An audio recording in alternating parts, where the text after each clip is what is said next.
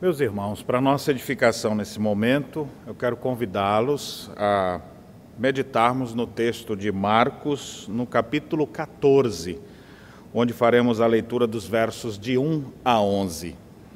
Nesses dias em que comemora-se o Dia Internacional da Mulher, eu gostaria de maneira especial trazer uma reflexão sobre a história de uma mulher que Jesus fez questão de que a sua atitude ficasse registrada para a memória sua, disse Jesus. É a história que nós vamos ler agora. E o meu desejo sincero é que a atitude dessa mulher, que foi louvada pelo Senhor, que foi destacada pelo próprio Cristo, possa inspirar as mulheres, os homens, as crianças, jovens, de todas as épocas, de todos os lugares, a fazerem o mesmo, pois são atitudes que marcam a história. Esse é o tema do que queremos tratar nesse momento. A palavra de Deus diz assim, no texto de Marcos, capítulo 14, de 1 a 11. Dali a 2 dias era a Páscoa e a festa dos pães asmos. E os principais sacerdotes e os escribas procuravam como o prenderiam, a traição, e o matariam. Pois diziam, não durante a festa, para que não haja tumulto entre o povo. Estando ele em Betânia, reclinado à mesa em casa de Simão o leproso, veio uma mulher trazendo um vaso de alabastro com precioso perfume de nardo puro, e quebrando o alabastro, derramou o bálsamo sobre a cabeça de Jesus. Indignaram-se alguns entre si e diziam, para que esse desperdício de bálsamo? Por este perfume poderia ser vendido por mais de 300 denários e dar-se aos pobres, e murmuravam contra ela. Mas Jesus disse, deixai-a, por que a molestais? Ela praticou boa ação para comigo, porque os pobres sempre os tendes convosco, e quando quiserdes, podeis fazer-lhes o bem, mas a mim nem sempre me tendes. Ela fez o que pôde, antecipou-se a ungir-me para a sepultura. Em verdade vos digo, onde for pregado em todo o mundo o Evangelho, será também contado o que ela fez para a memória sua.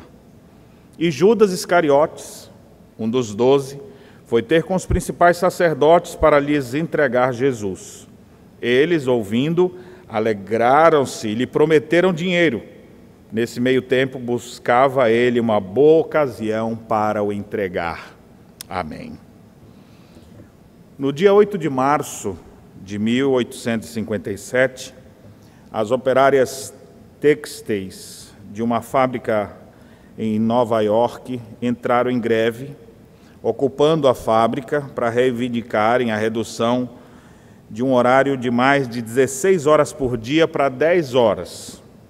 Estas operárias, que nas suas 16 horas recebiam menos de 1/3 do salário dos homens, foram fechadas na fábrica, onde, entretanto, se declarara um incêndio, e cerca de 130 mulheres morreram ali queimadas.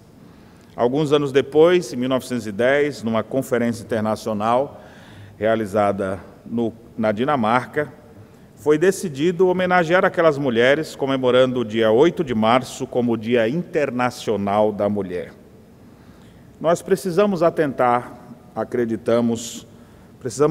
para o papel e a dignidade da mulher, conscientizando o mundo do seu valor, seu lugar na sociedade, tirando de sobre seus ombros a carga de preconceito e muitas vezes de humilhação. Mas, por outro lado, ao contrário do que grupos feministas têm feito, de hipervalorizar a figura da mulher, nós reafirmamos a sua singularidade dentro dos parâmetros da palavra de Deus. Ela foi criada à imagem de Deus e, como tal, é digna, sim, de ser respeitada e amada, assim como os homens. Nesse dia, então, nesse momento, eu gostaria de trazer uma palavra, especialmente de exemplo de uma mulher da Bíblia, que é destacada pelo próprio Senhor Jesus Cristo. O texto que nós lemos fala sobre ela. Aqui no texto nós não temos o seu nome, mas você já deve saber, porque durante todo o culto hoje nós já lemos passagens que falam sobre ela. E essa mulher, ela teve uma atitude tão bela, a atitude dela marcou a história. O próprio Senhor Jesus disse, ela se antecipou para me ungir para a minha sepultura. O que ela fez foi para mim. E o que ela fez foi tão nobre que eu quero que vocês, quando pregarem o Evangelho do Reino, narrem o que essa mulher fez, para a memória dela, para a memória sua. Eu quero que vocês contem o que ela fez. Então, observe que o próprio Senhor Jesus Cristo, a palavra de Deus, ela não menospreza a figura feminina, pelo contrário, ela estabelece como ela realmente é. Nem hipervaloriza, nem menospreza, mas a reconhece como uma pessoa criada à imagem de Deus, pecadora, por isso precisa de redenção, e que as mulheres discípulas de Cristo, as que andam conforme sua palavra, acabam fazendo coisas que marcam a vida de muitas pessoas, como a dessa mulher marcou a história ao ponto de Jesus dizer, ela fez algo maravilhoso, ela fez o que pôde, e eu quero que vocês contem o que ela fez para a memória sua. Muito bem, meus irmãos, eu gostaria que a gente pudesse então compreender esse texto e tirar lições para a nossa vida, pois certamente nós também queremos deixar marcas benditas e não marcas malditas na nossa geração, na vida dos nossos filhos, dos nossos pais, na vida dos nossos colegas de trabalho, de escola, enfim, na sociedade em que nós vivemos, atitudes que marcam a história. É sobre isso que eu quero falar nesse momento, baseado nesse texto que mostra a atitude de uma mulher que marcou perfeitamente. Bem, o texto de Marcos 14 tem dois paralelos. Nós lemos em Mateus, no capítulo 26, essa mesma história, e lá é contado com algumas diferenças aqui, alguns detalhes diferentes. Jesus é ungido, e lá fala de um vaso cheio de alabastro, de precioso bálsamo, e que algumas pessoas ficaram indagando, para que esse desperdício? E mais uma vez o Senhor fala essas mesmas palavras. Então a narrativa de Mateus e Marcos, embora tenham algumas nuances, praticamente a mesma história. Claro, Marcos deve ter sido escrito primeiro e Mateus deve ter se utilizado dessa fonte primária. Mas no Evangelho de João, no capítulo 12, nós temos mais informações sobre esse episódio, inclusive dizendo quem era essa mulher que teve essa atitude tão nobre. E João capítulo 12 diz assim, 6 dias antes da Páscoa, Jesus foi para Betânia, onde estava Lázaro, a quem ele ressuscitara dentre os mortos. Deram-lhe ali uma ceia, você lembra, na casa de Simão o leproso. Marta servia, sendo Lázaro um dos que estavam com ele à mesa. Então a gente já sabe que lá em Betânia, era na casa de Simão, conhecido como Simão o leproso, Jesus Cristo estava lá. Quem é que estava servindo? Hoje nós já lemos sobre ela, ela gostava muito de servir, que era Marta. Marta estava lá servindo para que todos pudessem ter suas refeições. Olha o que o texto diz então agora, quem era a mulher que derramou o bálsamo sobre Jesus. Verso 3, então Maria, tomando 1 libra de bálsamo de nardo puro, muito precioso, ungiu os pés de Jesus e os enxugou com seus cabelos, e encheu-se toda a casa com o perfume do bálsamo. Então a gente já identifica aqui nessa passagem que aquela mulher era Maria, a irmã de Marta, a mesma que quedava-se aos pés de Cristo, e que caminhava com o Senhor Jesus, sendo uma discípula dele. Mas aqui nós também temos a informação de quem é que ficava fazendo aquela crítica também, porque quando derramou o bálsamo, teve gente lá reclamando, para que esse desperdício podia ser dado aos pobres? Aqui diz quem ecoava essa voz. Verso 4, mas Judas Iscariotes, um dos discípulos, o que estava para traí-lo, disse, por que não se vendeu esse perfume por 300 denários e não se deu aos pobres? Isso, disse ele, não porque tivesse cuidado dos pobres, mas porque era ladrão, e, tendo a bolsa, tirava o que nela se lhe lançava. Então, observe que aqui no texto de João, no capítulo 12, nós temos mais algumas informações sobre esse episódio.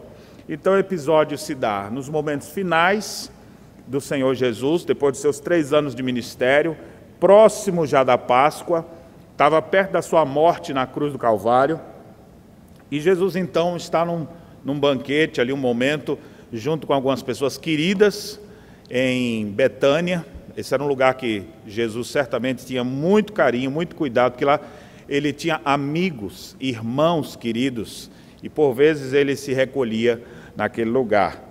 Era um jantar que estava sendo oferecido na casa de Simão leproso. Marta logo disse: não, deixa eu ajudar, porque a coisa que ela mais gostava de fazer era servir. Uma mulher crente, a dona Marta. E a Maria, que era aquela que quedava-se aos pés de Jesus, ou a ouvir-lhe os ensinamentos em sua casa, é essa mulher que tem a atitude nobre de pegar um perfume preciosíssimo, de nardo puro, e pegar aquele precioso bálsamo e derramar sobre a cabeça de Jesus 1 libra de nardo puro, 1 libra em torno de 340 gramas, era um perfume, era uma concentração de um perfume, e o texto aqui diz que o bálsamo derramado era nardo, que era geralmente originário da Índia, uma planta muito especial aqui, a ponta ou o cacho de uma planta perfumada que ficava ao leste da Índia. E ela era caríssima, ao ponto deles fazerem referência que podia ser vendida até por 300 denários, o que dava uma fortuna bem grande. E o vaso de alabastro era um vasinho pequeno, formato de uma pera, ou uma caixinha, talvez, até, que conseguia se colocar ali e concentrar por um bom tempo. Ela tinha isso talvez de herança de família, ou que juntou por muito tempo, e ela quebra aquilo ali, derrama o bálsamo na cabeça de Jesus. É porque quando fala assim, vaso de alabastro, parece que era um vaso desse tamanho, né? Então era um vasinho, perfumes, até hoje é assim, né? Os melhores perfumes, eles estão em pequenos frascos, né? E ele então é ungido ali por aquela mulher, as pessoas reclamam dele, a gente já sabe que era Judas quem estava encabeçando esse discurso de crítica à boa atitude daquela mulher, e Jesus então diz: deixa ela, para que vocês estão molestando essa mulher? Ela praticou, olha a expressão do verso 6, boa ação para comigo, uma boa ação. Isso aí não foi errado o que ela fez uma boa ação, e a boa ação dela não foi para os outros, foi para mim, porque estavam criticando, dizendo que isso podia ser dado aos pobres, e Jesus mostra aqui que nós nunca vamos resolver nesse mundo o problema da pobreza, e da miséria no mundo não vai acabar, isso só na glória do céu. Os pobres sempre vocês os terão, essa é a frase de Jesus, sempre vocês os terão, vocês podem ajudar sempre que vocês quiserem, todo dia você pode ajudar uma pessoa pobre, que sempre vai ter gente necessitada, mas a mim, dizia Jesus, nem sempre me tendes, porque estava próximo da sua crucificação. Então ele diz, essa mulher ela não fez só alguma coisa, ela fez o que pôde, o que estava ao seu alcance, o melhor dela ela ofereceu. E isso fez com que ela se antecipasse para algo maior, que talvez nem ela mesma compreendesse, que era o fato de que Jesus ia morrer na sexta-feira, ia ser sepultado, então ele já estava ungido com o perfume, como que num processo de embalsamamento que era feito para as pessoas que iam serem sepultadas. E Jesus então narra, ainda mais uma vez reafirmando, onde for pregado esse evangelho, conte o que essa mulher fez para a memória sua. Então foi uma atitude que marcou a história. Então dessa narrativa, dessa história bíblica, eu gostaria de tirar 4 lições para você, lições práticas para o seu viver, a fim de que você também possa ter atitudes que marcam a história dos seus filhos, a história dos seus pais, a história dessa igreja, a história nesse mundo, a história da sua cidade, enfim, do seu país. Você quer entrar para a história não como um alvo em si mesmo, mas vai deixar marcas benditas nesse mundo. Olha o que essa mulher fez, e a gente pode extrair aqui pelo menos 4 princípios que eu gostaria de citar para vocês. Primeiro, atitudes que marcam a história, elas acontecem em meio a crises, acontecem em tempos de crise. Você observou, eu fiz questão de ler Marcos 14, de 1 a 11, mas a história, na verdade, está do verso 3 ao 9.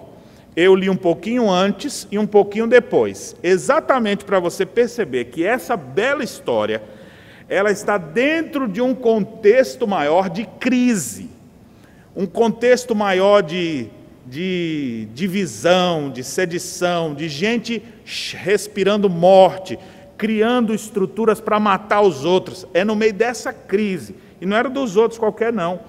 A Bíblia diz nos versos 1 e 2, que os principais sacerdotes e escribas procuravam como poderia a traição prender Jesus e o matar. Como é que a gente podia? Porque eles não achavam nada para lhe acusar, então temos que arrumar alguma coisa. Quem é que pode trair ele? Vamos arrumar um jeito aqui. Como que a gente pode prender ele e matar ele? Essas eram as conspirações que estavam acontecendo. E alguns então, estava todo mundo resolvido a isso. Não, vamos matar ele sim, mas não agora no meio da festa, né? Porque o povo vai ver. Então vamos fazer isso mais escondido. Os versos 10 e 11 mostra lá Judas agora, que era um dos apóstolos. Esse aqui resolveu entregar Jesus. Procura os sacerdotes e fala: quanto é que vocês vão me pagar? E o texto faz referência a isso. Prometeram dinheiro e ele fala: ó, por isso aí, não, isso aí já dá para mim, eu estou disposto a traí-lo. E de fato o fará com um beijo.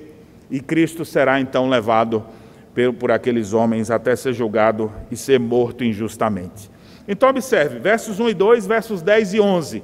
É exatamente onde o contexto da nossa passagem, contexto próximo. O que vem antes do texto, o que vem depois do texto. Bom princípio de interpretação bíblica. Quer saber o que isso significa no seu sentido mais profundo? Leia o texto dentro do seu contexto. Já diz um dos principais princípios aí hermenêuticos. Então, aqui a gente já tira uma lição. Onde é que acontece essa boa ação de Maria a ungir Jesus? Num contexto de gente querendo trair, de gente para vender, de gente querendo matar Jesus. É nesse contexto de crise, é nesse contexto de tramas de morte que surge uma bela ação. Irmãos, nós estamos vivendo um tempo de crise. Nós estamos vivendo um tempo de crise como nunca se viu, de toda a minha vida, vamos dizer assim, de ver o mundo inteiro parando por causa de uma crise de coronavírus.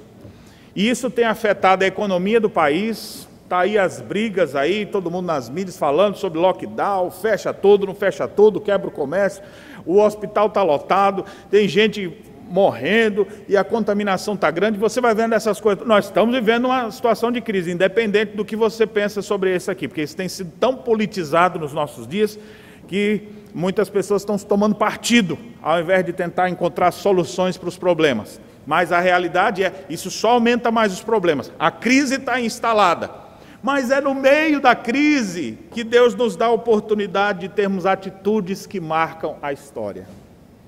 É exatamente nessas horas, e não somente nesse contexto maior, mas às vezes você está vivendo um contexto de crise dentro da sua casa, problemas dentro do seu lar. É nesse momento que está na hora de ter uma atitude que vai marcar a vida de todo mundo. Você está vivendo uma realidade difícil no seu contexto eclesiástico, na sua igreja está tendo problemas. Opa, essa hora de crise é a hora que você pode ter uma ação concreta, uma ação que possa marcar a história das pessoas que lhe cercam. Foi assim que aquela mulher fez. Em meio à crise, todo mundo falando: vamos matar Jesus, vamos trair Jesus. Acontecendo isso, aí a mulher fala: eu vou fazer algo por Jesus. Eu vou fazer algo para a glória de Jesus. Eu vou fazer algo que revela o meu amor por Ele. Exemplificando isso para os nossos dias, nós vimos recentemente o colapso do sistema público de Manaus. E o que nós vimos de ação que marca a história? Coisa linda. A Igreja Presbiteriana de Manaus desenvolveu projetos celeiros e começou a recolher doações e entregar alimentos, remédios e cilindros para ajudar pessoas no meio da crise. Quando teve aquela pane lá em Brumadinho, depois que que rompeu-se lá todas aquelas barragens e as pessoas foram destruídas, muita gente foi para lá no meio da crise para demonstrar solidariedade. É na hora da crise que a gente pode se levantar e ser útil no reino de Deus. Eu queria que você pudesse pensar, quais são os momentos, quais são as circunstâncias que eu estou vivendo? Será que eu não posso fazer alguma coisa para mudar a vida das pessoas? Você não vai mudar todo mundo, mas alguma coisa eu posso fazer? Como Jesus mesmo disse, os pobres sempre vocês vão ter, não acho que você vai solucionar os problemas, mas tem coisas que você pode fazer. Tem coisas que você pode fazer na sua casa, tem coisas que você pode fazer na sua igreja, tem coisas que pode ser feita aí no seu ambiente de trabalho, tem coisas que pode ser feito na sua universidade, na sua escola, no seu colégio, com a sua vizinhança, tem coisas que podem ser feitas na sua cidade. É no meio da crise que a gente percebe as atitudes mais nobres. Aquela mulher fez o que pôde e o Senhor louvou por aquilo. Nós estamos vivendo tempos de crise. Você sabe muito bem disso. Que tal você ter uma ação melhor, uma atitude que marca a história? Essa é a primeira lição que eu gostaria de deixar. Segundo, atitudes que marcam a história entregam o melhor que possuem. A atitude da Maria, que entrou para a história, é uma atitude de alguém que não ofereceu qualquer coisa, mas ela deu o melhor que ela possuía. O próprio Senhor Jesus reconhece, ela fez o que pôde. O que estava ao alcance dela, ela fez. Ela pegou a coisa mais preciosa que ela possuía e ela disse, eu vou derramar isso sobre Jesus. Mas para que isso, rapaz? Eu vou fazer isso para a glória do Senhor Jesus. E ela entregou o melhor que possuía. E aqui fica essa lição para você. Você tem entregado o seu melhor? Ou aquilo que você faz é sempre só o mínimo? É só o básico? É só aquilo ali, só para dizer que já fez? Ofereça o seu melhor. As pessoas que mais influenciaram esse mundo foram as pessoas que se entregaram de corpo e alma, que se doaram completamente. Essa mulher fez isso, mas o maior exemplo vai vir do próprio Cristo, que deixou sua glória e veio a esse mundo para se entregar por nós, ofereceu o seu melhor. A história é marcada por ele, muito mais do que a de Maria. A sua história também pode ser marcada por Cristo e por atitudes belas, atitudes nobres, virtuosas, que você poderá realizar nesse exato momento. Quem sabe enquanto você está ouvindo essa mensagem aqui, Deus não já está colocando no seu coração desejos de fazer alguma coisa que você sabe que pode fazer, mas que está sempre deixando para depois. Quem sabe um dia, faça enquanto você tem tempo, enquanto pessoas estão ao seu redor. Talvez você precise fazer isso com pessoas da sua casa mesmo. Tem gente que quando perde um ente querido, aí faz tudo, gasta um dinheiro enorme, compra um monte de flores, manda um monte de coisa. Não, pode fazer o que for, aí eu amava tanto aquela pessoa, pode fazer. Mas enquanto estava em vida, não fez. Por que não inverte isso? A Maria não fez depois que Jesus foi sepultado, não, ela fez antes. E ela ofereceu o melhor que ela tinha. Quem sabe você vai ter uma atitude assim, pensar em fazer alguma coisa quando já perdeu. Depois perdeu o marido, agora está pensando em se sacrificar mais por ele. Depois perdeu a esposa, agora está querendo ser um marido melhor. Depois que os filhos já se distanciaram, agora é que quer ajudá-los. Que tal você agora entregar o seu melhor? Oferecer o que você tem de melhor, em vez de ficar só guardando para você mesmo. Isso aqui passa tanto por questões financeiras, isso aqui passa por questões dos seus talentos, oportunidades. Olha, tem muitas possibilidades de coisas que podem ser feitas aqui, mas o princípio é: entregue o seu melhor. Assim como Cristo deu o melhor dele por nós. Alguém já fez o melhor por você. Jesus Cristo fez isso. Então, impulsionado pelo seu nobre exemplo, siga você também e entregue o seu melhor na academia, entregue o seu melhor na sua casa, academia que eu digo aqui na literatura, se você é um escritor, na produção de coisas que vão favorecer outras pessoas. produza o seu melhor para que Deus seja glorificado. Já vimos duas coisas aqui de atitudes que marcam a história. Primeiro, elas acontecem em tempos de crise. Segundo, entrega o melhor que possui. Terceiro, atitudes que marcam a história são sempre alvo de críticas por parte daqueles que não fazem nada. Pode olhar, os grandes momentos da história, coisas marcantes que tiveram ali, sempre tinha gente para criticar. A mulher está aqui com bálsamo puro, pensando em Jesus, com consciência limpa, consciência pura, vou oferecer o melhor que eu tenho para Jesus. E quando ela faz isso, tem alguém que fala, para que esse desperdício? Para que isso? Imagina só, rapaz, dá vontade de pegar o resto do vaso e quebrar na cabeça do miserável dele, mas não merece não. Mas dá vontade. Olha o que essa mulher aqui faz. Ela faz algo que Cristo é glorificado, mas tem alguns. O texto diz que indagaram-se alguns entre si. A gente já sabe que foram encabeçados por Judas. Eles estão ali assim, para que isso? Rapaz, você viu que ela derramou aquilo ali? Podia ter botado um alfazema comum, né? Pegou logo o perfume caro importado. Por isso que ele ali ela vendesse ali, rapaz, isso aí ia dar para comprar muita coisa, ajudar muita gente. Para que esse desperdício? É mesmo, para que esse desperdício, né? E o outro, é verdade, para que esse... E esse que não faz nada, influencia outros. A gente sabe pelo texto de João que era Judas quem estava falando, mas o texto aqui diz que é alguns. Então ele acabou influenciando ali outras pessoas, porque é isso que o mal faz. O mal influencia, são atitudes malditas que muitas vezes atrapalham a vida dos outros. Você tem atitudes benditas ou atitudes malditas?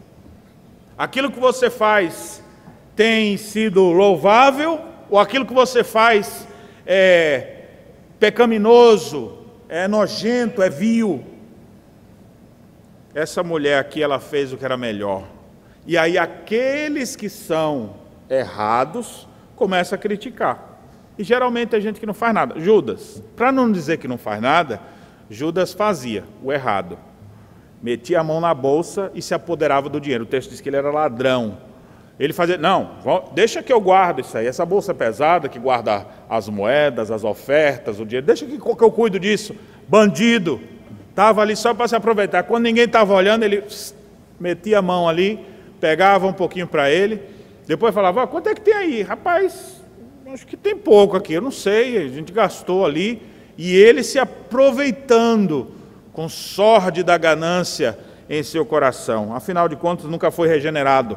Judas era um ímpio o tempo inteiro ali, muito embora andando no meio do povo de Deus. Porque até hoje é assim. Tem gente que está vestido de santo, mas na verdade de santo não tem nada.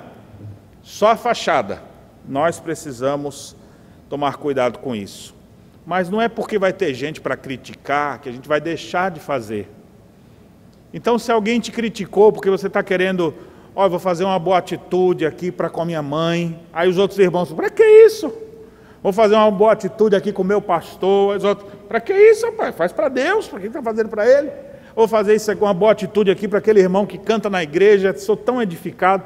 Vou fazer uma boa atitude para aquele diácono que nas horas mais difíceis me serviu. Vou fazer uma boa atitude com aquela viúva que não tem ninguém por ela. Vou fazer uma boa ação. E aí, quando você pensa em fazer isso, vai ter gente para dizer, para quê? Deixa disso. Rapaz, faça assim não. Gente só para criticar e não deixar se fazer o bem. Meus irmãos, assim foi aquela mulher, mas nem isso impediu ela de fazê-lo. Podem criticar, ela não vai dar ouvidos para isso. Tem um monte de gente para criticar, mas poucos para construir e edificar. Então, se alguém está te criticando, olha, meu irmão, segue teu caminho e continua fazendo aquilo que é certo, que Deus está vendo. E Ele é quem deve ser honrado em tudo aquilo que a gente faz. A propósito, essa era a última coisa que eu queria destacar. Atitudes que marcam a história consistem de boas ações que visam a glória de Cristo. Atitudes que marcam a história não são simplesmente para o seu nome ficar na história. Quem as faz não está nem um pouco preocupado com o seu próprio nome. Quem as faz está preocupado que o nome de Jesus seja honrado. Quem é que precisa de ajuda? Os pobres. Não, mas ela fala, os pobres a gente está sempre ajudando. Todo dia a gente faz alguma boa ação para ele. E para Jesus, o que a gente já fez para ele? Ah, Marta está servindo ali um jantar. Só isso?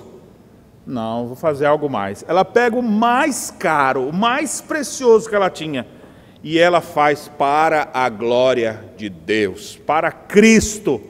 Ela praticou boa ação para comigo, disse Jesus. Essa atitude aqui não é pensando nos outros, foi pensando em mim. E é assim que nós devemos fazer. E quando a gente faz assim, podem criticar, pode vir o que vier, pode alguém reclamar depois, mas você sabe que Cristo foi honrado, Cristo foi glorificado, e o próprio Cristo diz, muito bem, gostei dessa atitude, essa mulher fez o que era certo, ela praticou boa ação para comigo, ela visou a glória de Deus. Nós não devemos fazer coisas para agradar pessoas, simplesmente, para ajudar os outros.